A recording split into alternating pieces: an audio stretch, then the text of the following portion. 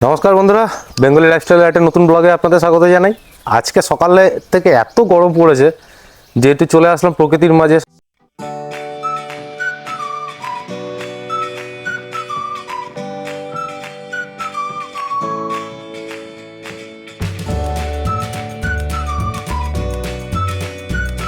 সারাদিনের কাজকর্ম সব কিছু শেষ করে খুব গরম পড়েছে, আজকে মারাত্মক গরম পড়েছে, যার জন্য আমাদের এইখানে একটা খুব সুন্দর জায়গা আছে, বেশ নিরিবিলি গাছপালায় ঢাকা, এত বড় ঝিল পিছনে দেখতেই পাচ্ছেন, ঠিক আছে। হ্যাঁ, এখানে আবার গরুও স্নান করে, পিছন থেকে আমাকে বলে দিচ্ছে। অ্যাকচুয়ালি জায়গাটা খুব সুন্দর, এখানে মাছ চাষ হয়, এটাকে বলা হয় ইসল্যান্ড কোয়ার্টার। ওর ভেতরে একটা এরকম ঝিল রয়েছে, খুব সুন্দর নিরিবিলি পরিবেশ। আপনাদেরকে কিছুটা ঘুরিয়ে দেখাবো জায়গাটা কি সুন্দর।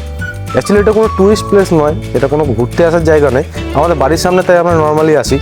এখানে আগে রেসিডেন্সি ছিল, অনেকে থাকতো, এখনও সেরকমভাবে কেউ থাকে না। ওই গেটের দিকে একটা দুটো কোয়ার্টার আছে, ওখানেই যারা থাকে, বাদ বাকি আর কেউ থাকে না। কি সুন্দর দৃশ্য দেখুন, চারিদিকে মোটামুটি সবুজে ঘেরা প্রকৃতি, ঠিক আছে।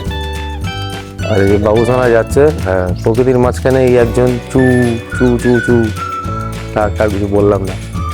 বেশ ভালো সুন্দর প্রাকৃতিক দৃশ্য, দেখুন গাছপালা রয়েছে, বট গাছ রয়েছে, অশ্বত্থ গাছ রয়েছে।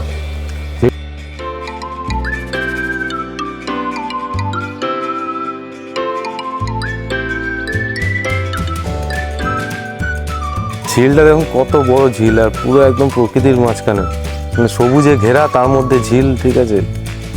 জায়গাটা খুব খুব মনোরম জায়গা, মানে আপনি কিছুক্ষণ 1 ঘন্টা 1.5 ঘন্টার জন্য যদি ফাঁকা সময় পান এসে বসতে পারেন।